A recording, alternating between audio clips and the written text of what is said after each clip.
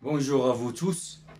Toujours dans le cadre de la révision concernant la cinétique chimique, on passe à un nouveau exercice dont l'objectif de trouver la vitesse volumique et le temps de demi-réaction à partir de la courbe représentant l'évolution de la concentration molaire d'une espèce qui joue le rôle d'un réactif en fonction des temps. À l'instant t égale 0, on introduit un ruban de magnésium, c'est-à-dire un fil de magnésium de masse M égale 1 gramme dans un ballon contenant un volume V égale 60 ml de l'acide chlorhydrique de concentration C égale 5 mol par litre. La réaction qui se produit est modélisée par l'équation suivante. Donc, donner les couples OX-RED mis en jeu. Dresser un tableau d'avancement, puis déterminer X max, l'avancement maximal de la réaction. Troisième question, la courbe ci-dessous représente l'évolution de la variation, donc des concentrations molaires des ions oxonium H3O+, en fonction des temps.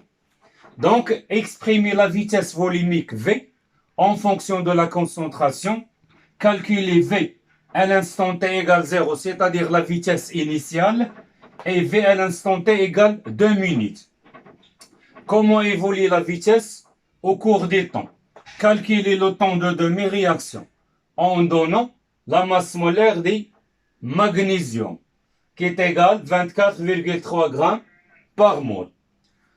Donc, avant de voir la solution, donc essayez de faire chez vous donc la correction. Puis, si vous n'avez pas atteint des questions, tu peux consulter la solution. Voilà, donc on passe à la première question. À partir de l'équation bilan, on va chercher donc les couples OX-RED mis en jeu. Voilà, donc en partant de l'élément magnésium, donc le magnésium se transforme en ion Mg2+. Donc, je vais tout d'abord extraire les demi-équations oxydoréduction. Donc, en utilisant bien sûr donc, les étapes V pour équilibrer une demi-équation. On a un atome de magnésium dans les réactifs, un atome de magnésium dans les produits. Ensuite, il faut équilibrer les charges par l'ajout des électrons. Donc, moins électrons. Donc, pardon. Vous avez dans les réactifs 0 charge. Dans les produits, plus 2. Donc, on ajoute X électrons. Donc, l'ajout des électrons sont toujours ajoutés au voisinage des nombres le plus grand. Donc, le nombre le plus grand, c'est plus 2. Donc, il faut ajouter X1-. Et je dois, dans ce cas, pour déterminer X, donc on résout l'équation suivante. 0 égale plus 2, X moins E. Donc, c'est moins X. Donc, X égale, dans ce cas, égale à 2. Donc, finalement, donc, le nombre d'électrons qu'on doit ajouter, c'est 2 électrons. Donc, Mg2+, capte 2 électrons. Ça veut dire l'élément, ou bien l'espèce Mg2+, c'est l'oxydant. Donc, Mg2+, et le réducteur, c'est Mg. La même chose pour H3O+. Donc, H3O+, se transforme en H2. Donc, il faut équilibrer tout d'abord ce qu'on appelle l'oxygène. Donc, pour équilibrer l'oxygène, en ajoutant toujours les molécules d'eau. Donc, possède un atome d'oxygène, donc je dois ajouter donc une molécule d'eau, H2O. Pour les hydrogènes, vous avez H2, donc c'est 4. Ici 3, donc en multipliant ici par 2 et ici par 2. Donc, on a 2 atomes d'hydrogène plus 4 atomes d'hydrogène. Donc, les atomes d'hydrogène dans les produits sont 6 atomes. Ici, 2 fois 3, c'est 6. L'oxygène 2. Maintenant, il reste à équilibrer les charges. Vous avez ici, donc, une charge multipliée par le coefficient, donc, le coefficient stoichiométrique. Donc ici, de charge, dans les produits, il y a 0. Donc en ajoutant donc 2 électrons. Donc je dois ajouter ici 2 électrons. Donc H3O+, donc c'est une espèce chimique qui capte les électrons.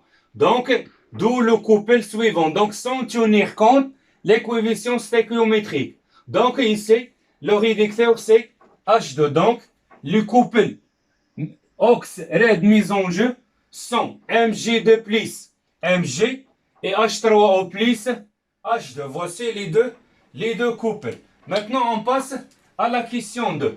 La question 2 demandée, c'est donc dresser ce qu'on appelle un tableau d'avancement. Donc la question 2, tableau d'avancement. Donc le tableau d'avancement, c'est un tableau des quantités de matière. Donc pour tracer, il s'est fait de partir donc d'utiliser l'équation Bélan. On a Mg de plus Mg solide plus 2 H3O plus, donc nous donne Mg de plus H2 plus 2H2O. Voilà. Donc ici c'est l'état. Donc ici c'est l'avancement de la réaction. L'état initial, l'état en cours de réaction, puis l'état final. Donc l'état initial, T égale 0. Donc T égale 0 à l'instant T, puis TF. Voilà.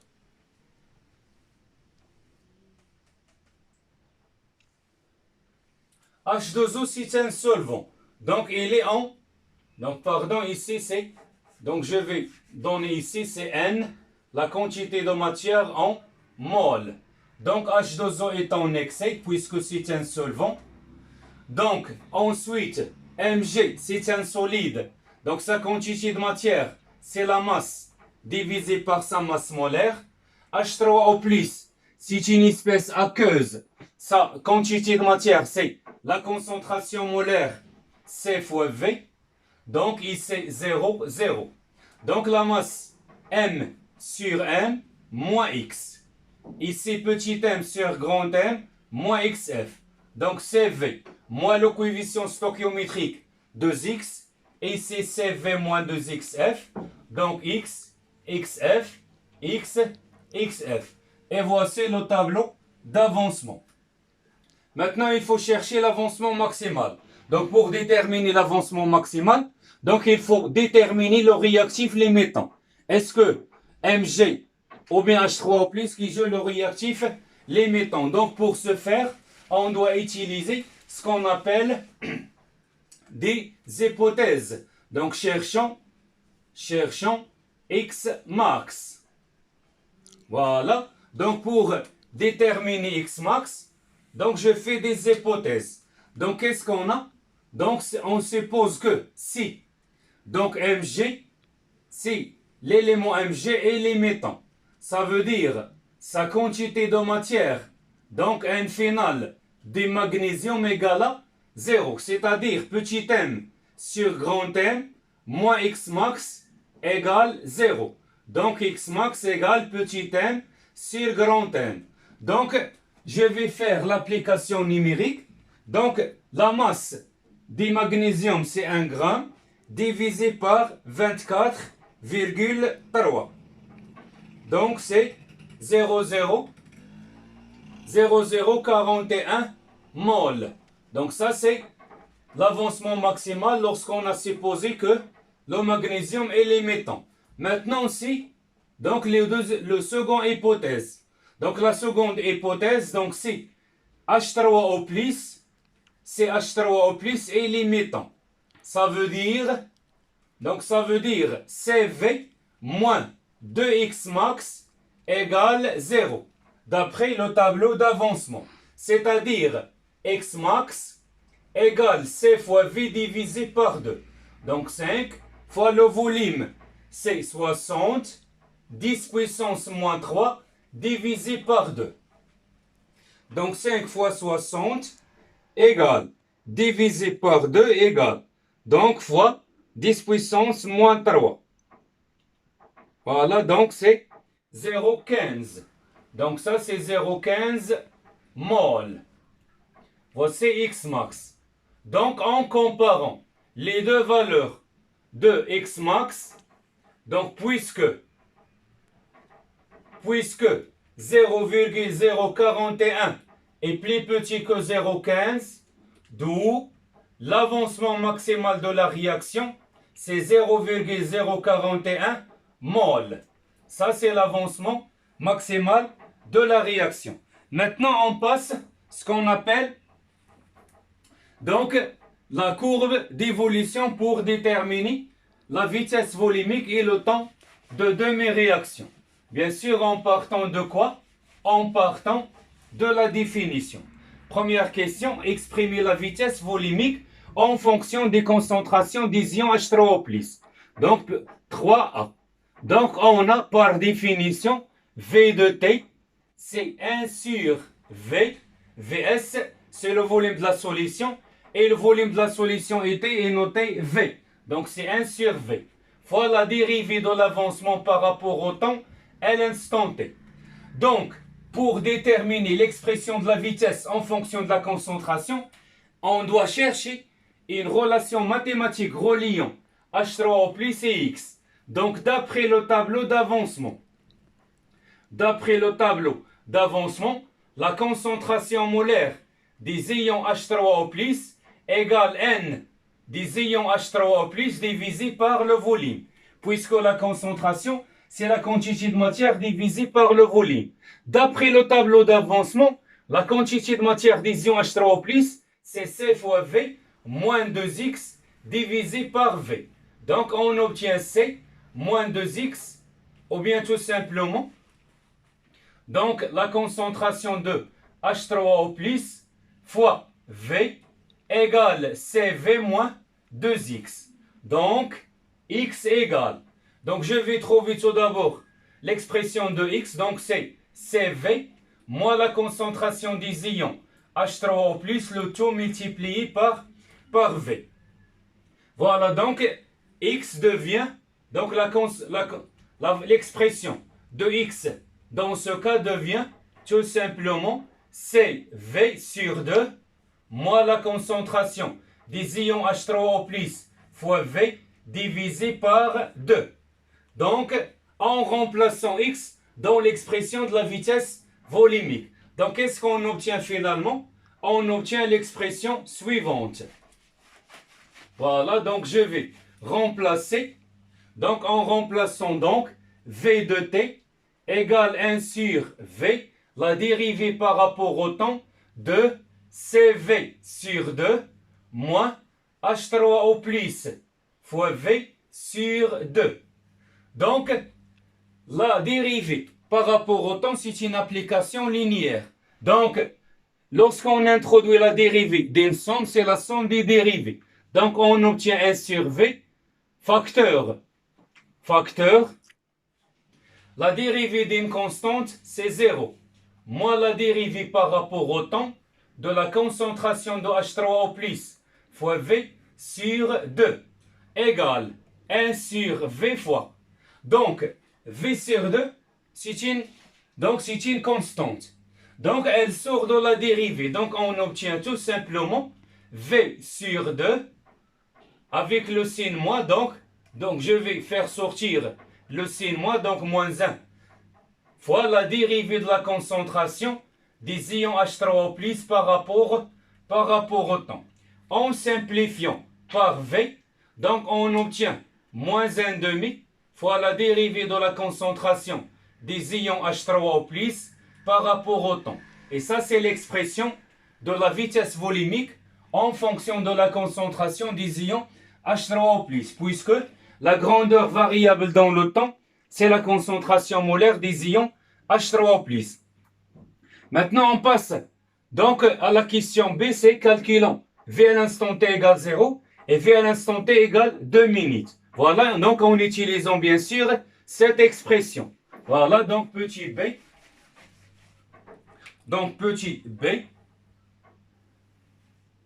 Voilà. Donc, B. Calculons V à l'instant t égale à 0. Donc, on a V à l'instant t égale 0. C'est moins 1,2, moins 1,5 fois la dérivée de la concentration des ions H3O+, sur D de T, bien sûr, à l'instant T égale à 0, égale, c'est moins 1,5, puisque on n'a pas l'expression de la fonction concentration, mais seulement sa courbe. Donc, D sur dt de la concentration des ions H3O+, représente donc le coefficient directeur. Donc, c'est delta de la concentration des ions H3O+, sur delta T, à l'instant T égale à 0.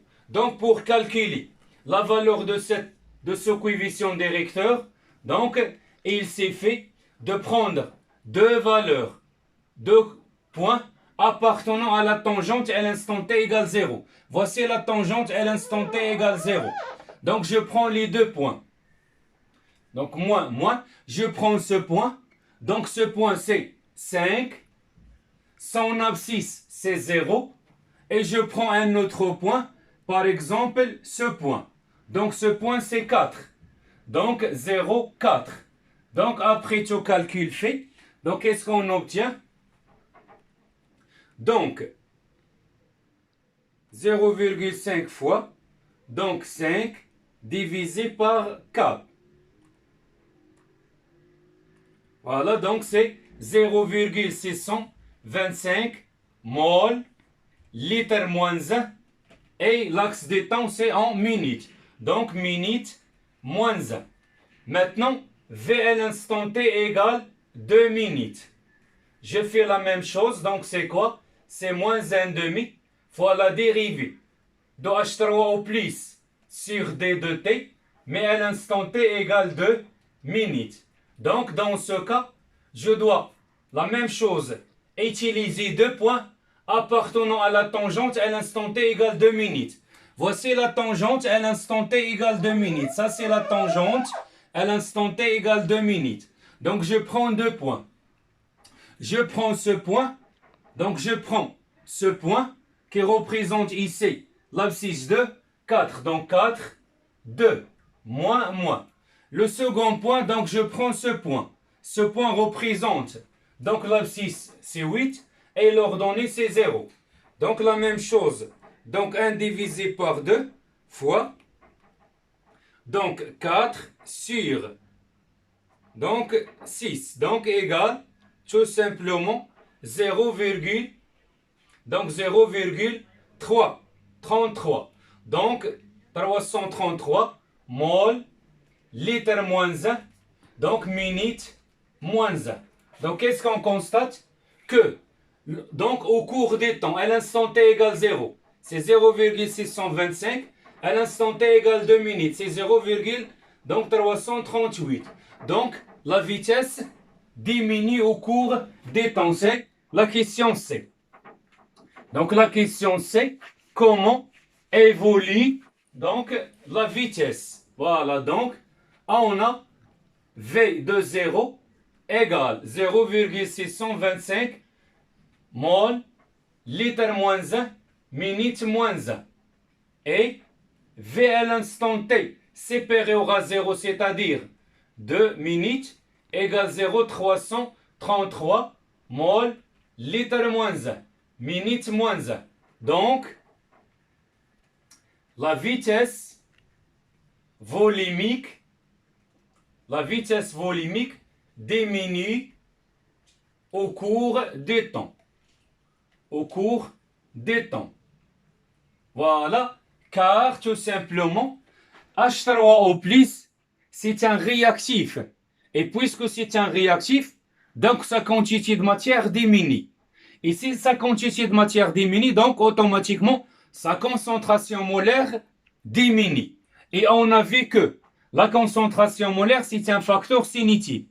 Donc, en diminuant la concentration molaire initiale, donc la vitesse volumique aussi diminue. Maintenant, on passe à la dernière question, c'est calculons T1,5.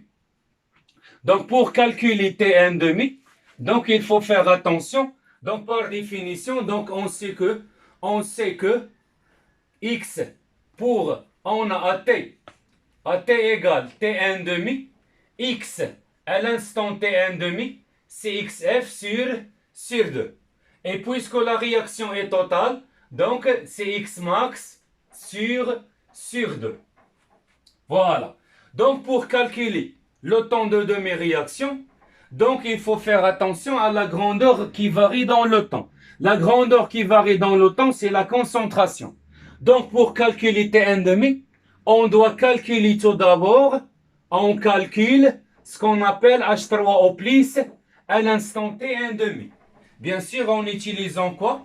Donc en utilisant le tableau d'avancement. Donc d'après le tableau d'avancement, qu'est-ce qu'on a? On a donc la concentration des ions H3 au plus, c'est tout simplement C fois V, donc moins 2x divisé par le volume. Donc je vais décomposer cette expression, donc on obtient c'est C moins donc 2x sur V. Et je vais remplacer T par T1 demi.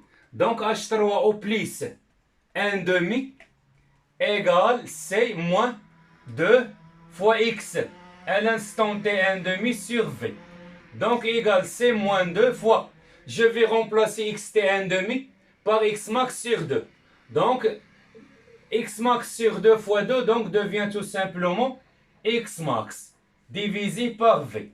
Et je fais l'application numérique C, c'est 5 moins X max, c'est 0,041 sur le volume qui est ici 60, 10 puissance moins 3.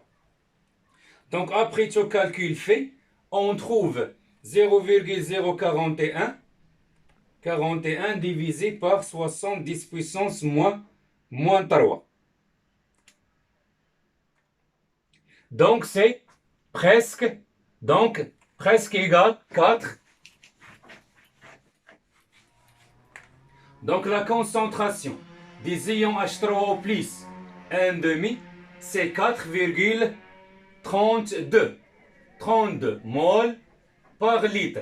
Donc pour déterminer T1 demi, il suffit donc de lire cette valeur sur la courbe. Donc l'abscisse du point d'ordonnée. Donc 4,32 représente T1 demi. Donc T1 demi dans ce cas, voici 4,2, 4,4. C'est à peu près donc 4,3. Donc cette valeur. Donc je fais la projection. Donc on trouve T1 demi presque 1,5 donc minutes. Et ça c'est le temps de demi-réaction. Donc ce temps nous permet de savoir à quel instant donc la réaction va s'arrêter.